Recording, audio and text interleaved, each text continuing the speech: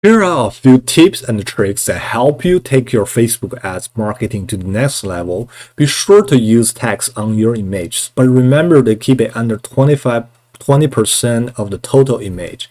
Check your text overlay percentile here. Don't try to lump all your demographics into a single ad unless you know your typical buyer are extremely similar. Let's say you run a store selling movies. People who like action movies might not always like a romance movies. So it's a good idea to create multiple ads to appeal to each specific general. Then you can change or kill any campaign they are not getting a solid CTR or ROI.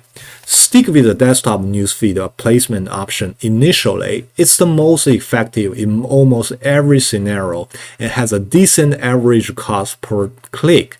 The biggest exception is when you are especially targeting mobile users. In that case, use a mobile newsfeed placement. Test out multiple ad formats and then stick with a few that perform best for you. Try out stuff like carousel ads, commerce ads, and video ads if they make sense for your business. You never know what might perform best.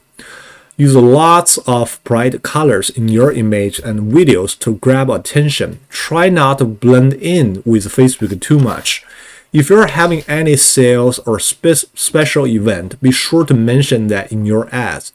Don't forget to put in a time limit on the ad if your special would expire. No one likes to click an ad only to find out the deal is expired. Including a strong call to action in every ad. Want people to opt in into your email list. Tell them. Want them to buy? Tell them. A strong call to action can mean the difference between stellar results and no results.